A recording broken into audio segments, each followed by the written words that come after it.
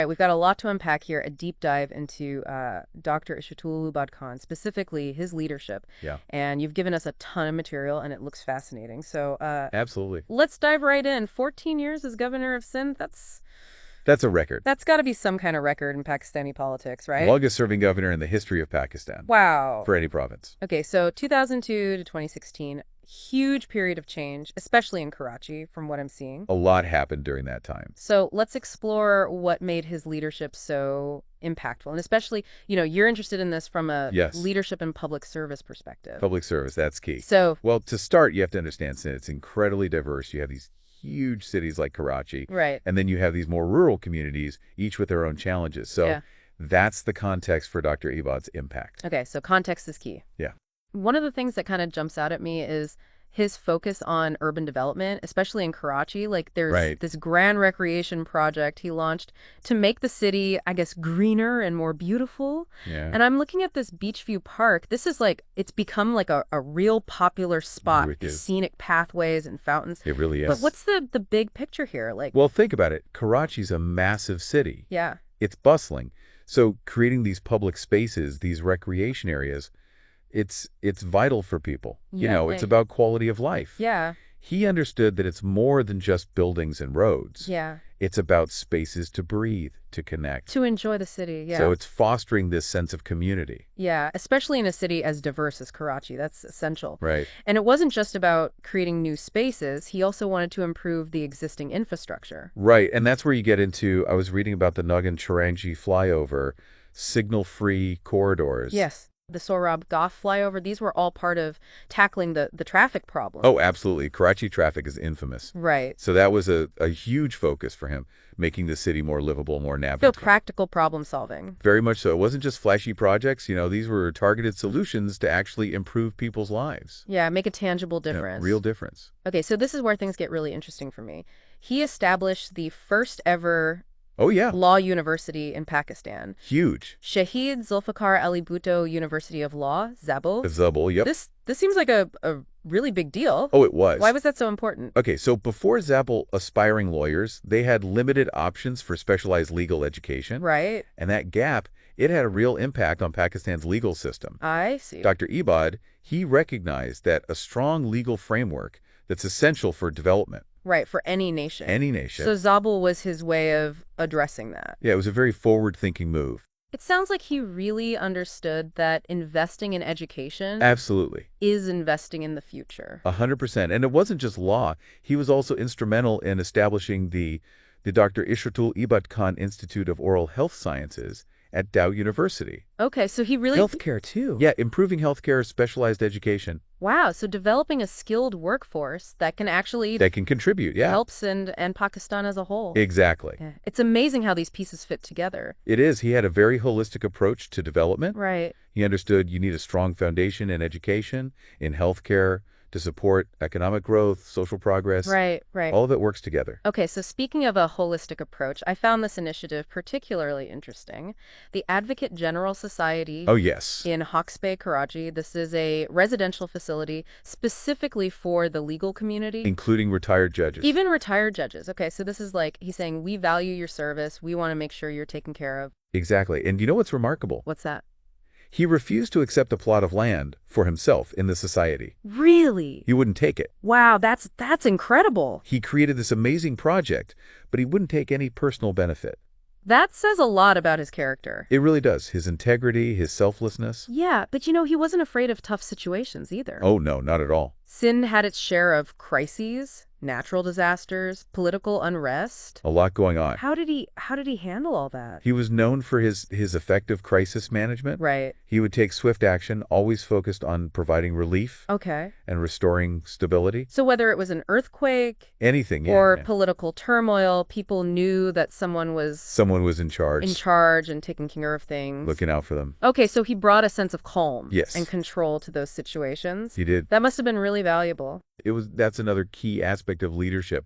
navigating those tough situations with composure, with a focus on solutions. Yeah, and it just reinforces his reputation As a as, capable leader, compassionate. yeah, that he really cared about people. He did Okay, so we've got a lot more to dig a into, lot but more. we're going to take a quick break. We'll Okay, be right back. sounds good. It's interesting how, all these different parts of his leadership, the urban development, the education, even crisis management, it kind of all points to like creating this more stable and prosperous Sindh. You got it. That was his vision. It wasn't just individual projects or sectors. It Right. was this bigger vision for the province, where everyone had the opportunity to thrive. So he was playing the long game, like thinking about the future. Oh, absolutely. And to do that, he knew he had to tackle multiple challenges at the same time, like economic growth and social progress.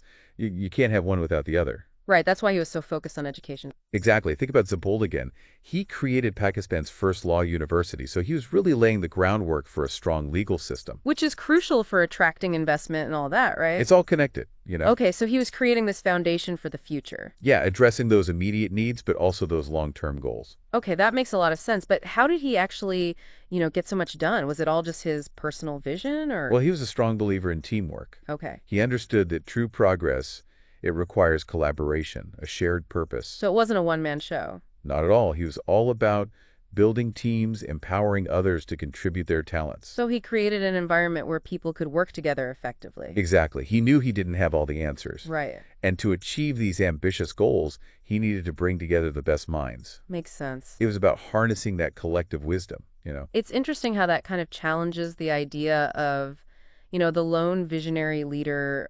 Oh, yeah, for him, it was much more inclusive, collaborative, building consensus, empowering others to take ownership. Right. And that reminds me of, we talked about his decision to refuse that plot of land Oh, yeah. in the Advocate General Society. Yeah. It's such a small gesture, but it really highlights that commitment to, serving the public good. It's a powerful symbol of his integrity. Yeah, actions speak louder than words. They do, and that action spoke volumes about his character. It's a good reminder that true leadership is about service, not about self-promotion. Exactly, putting the needs of others first. Right, and Dr. Ibad's actions always seem to demonstrate that. He led by example, that's for sure. Okay, so we've talked a lot about, urban development, Karachi, Right. but did that emphasis on urban areas, did it come at the expense of, the rural communities? That's a great question. It's a complex issue. Right. And, while Dr. Ibad is praised for his work in Karachi, some critics say that rural areas were neglected. Okay, so how do we make sense of that?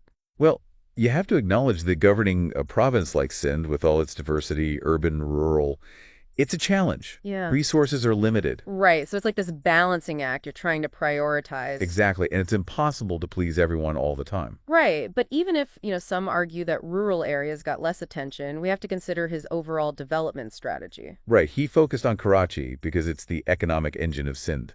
So if Karachi thrives, the whole province benefits. That was the idea, boost the economy, generate resources that could then be invested back into rural communities. It's like a ripple effect. Exactly, but whether those benefits actually reach rural areas, that's a matter of debate.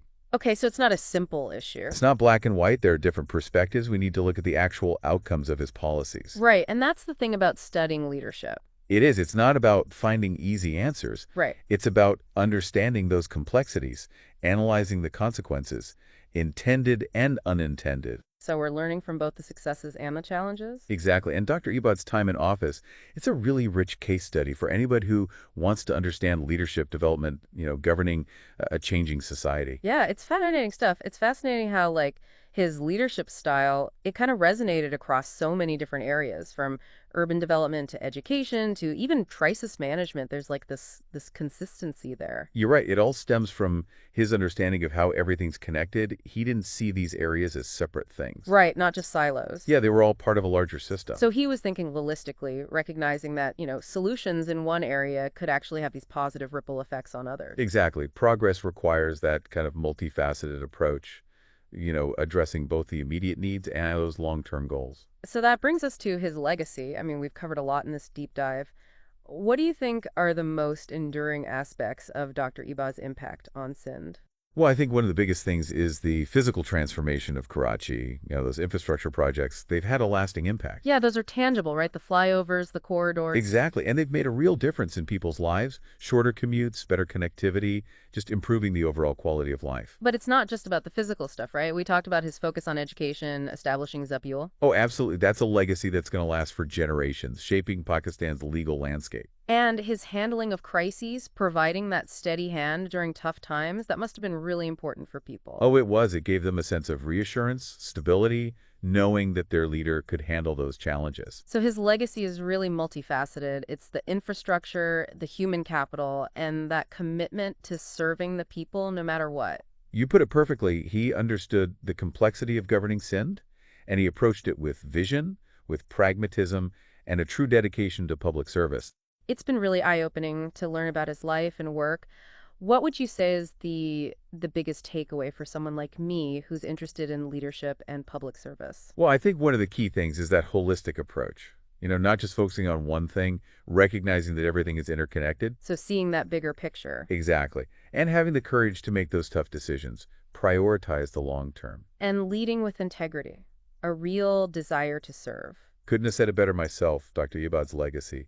It's a testament to the power of effective leadership, a reminder that one person can make a real difference. Absolutely. And for anyone listening who's intrigued by his story, I encourage you to dig deeper. I mean, this deep dive was really just a glimpse into his life and work. There's so much more to explore. Oh yes, so much more to learn from his example. We've only scratched the surface. And who knows what other insights and inspiration are out there waiting for you. That's the beauty of it. Always more to discover, more to learn, and Dr. Ibad's story is one that will continue to inspire for years to come. Absolutely. Well, thank you so much for joining us on this deep dive. It's been a real pleasure. The pleasure was all mine.